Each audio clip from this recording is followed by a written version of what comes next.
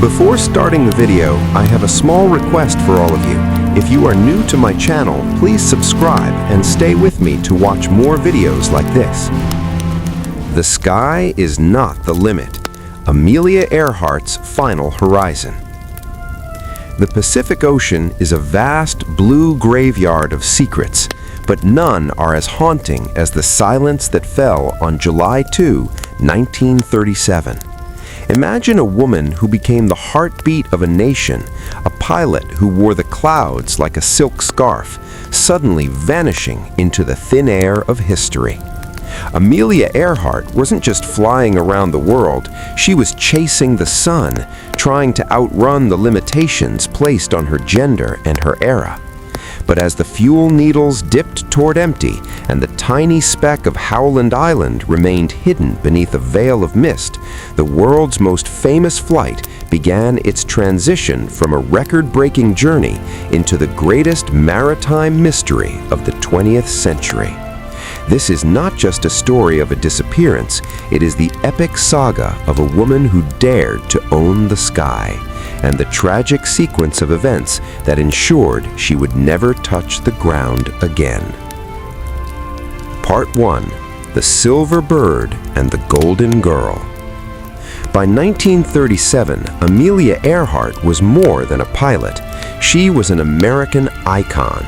Known as Lady Lindy for her resemblance to Charles Lindbergh, she had already conquered the Atlantic solo, but her soul craved a final, definitive achievement. She called it her swan song, a circumnavigation of the globe following the longest route possible, the equator. 29,000 miles of treacherous weather, primitive runways, and the unforgiving expanse of the world's oceans.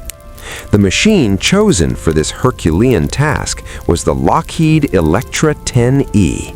It was a twin-engine, all-metal flying laboratory, gleaming in silver and packed with the latest technology of the day. To finance the trip, Amelia and her husband, the master promoter George Putnam, sold everything. Exclusive rights to her story, commemorative envelopes to be canceled at various stops, and even the Earhart line of functional women's clothing. The journey began in Oakland, California. On her second attempt, after a disastrous ground loop crash in Hawaii ended the first try, Amelia took off heading east. Alongside her was Fred Noonan, a brilliant but troubled navigator. Noonan was a veteran of Pan American Airways, a man who could find a tiny island in a vast sea using only the stars and a sextant. Together, they were the dream team of aviation, yet they were heading toward a technological nightmare. Part 2. Crossing the Continents. The first 22,000 miles were a triumph. From Miami, they hopped to South America, then leaped across the Atlantic to Africa. The American public followed her every move via radio and newspaper headlines. In the heat of Chad and the jungles of Southeast Asia, Earhart battled exhaustion and mechanical hiccups. By the time they reached Lae, New Guinea in late June, both Earhart and Noonan were weary. They only had 7,000 miles left, the most dangerous stretch across the Pacific. The next leg was a 2,556-mile journey to Howland Island, a mere sandbar in the middle of nowhere, just 1.5 miles long and half a mile wide. To find it, Noonan would have to be perfect, and the radio equipment would have to be flawless. On the morning of July 2, the Electra was weighed down with 1,100 gallons of fuel, making it a flying bomb. As the plane roared down the dirt runway at Lae, it barely cleared the waves at the end of the strip. They were airborne, heading into the darkness of the international dateline, where today becomes yesterday, and where the margin for error was zero. Part 3. The Ghost in the Static. As the Lockheed Electra climbed over the Pacific, the atmosphere was thick with more than just humidity. It was thick with technical doom. Amelia and Fred were flying into a dead zone of communication. The plan relied on the U.S. Coast Guard cutter Itasca, stationed off Howland Island, to act as a radio beacon. But a series of catastrophic misunderstandings was about to unfold. Unbeknownst to Earhart, there were discrepancies in the radio frequencies. She was transmitting on frequencies the Itasca could hear, but she couldn't seem to hear their replies. Even worse, the long wire antenna underneath the plane, crucial for receiving low-frequency signals, had likely been ripped off during the bumpy takeoff in Leh. Amelia was flying blind, relying solely on Fred Noonan's celestial navigation. But the sky was not cooperating. Heavy clouds obscured the stars, leaving Noonan unable to take a fix with his sextant. They were flying on dead reckoning, a polite pilot's term for guessing based on speed and time. At 7:42 a.m., the Itasca finally heard her voice. It was frantic and high-pitched. "We must be on you, but cannot see you. But gas is running low. Have been unable to reach you by radio. We are flying at 1,000 feet." The Coast Guard operators desperately tried to send Morse code and voice signals, but silence was the only answer. At 8:43 a.m., the final transmission arrived. It was a sequence of numbers and a line of position. "We are on the line 157337. We are running on line north and south." Then the radio went dead. The silence that followed was heavy, weighing down on the hearts of the sailors in the Pacific, and soon the entire world. Part 4. The greatest search in history. President Franklin D. Roosevelt didn't hesitate.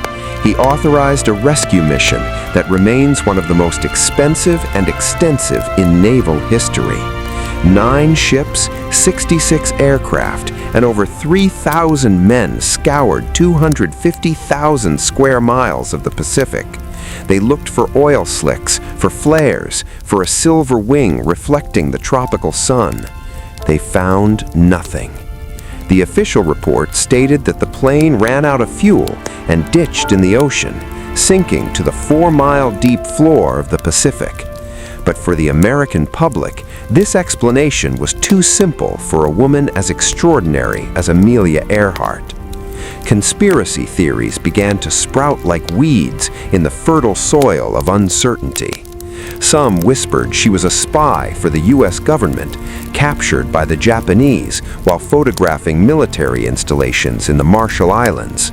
Others believed she had pulled a reverse Gauguin, faking her death to live a quiet life on a remote island. There was even a persistent rumor that she returned to New Jersey under an assumed name, Irene Bolam, living out her days in suburban obscurity. Part 5. The Bones of Nikumaroro. In recent decades, the mystery has shifted from the bottom of the ocean to a tiny, uninhabited coral atoll called Nikumaroro, then known as Gardner Island.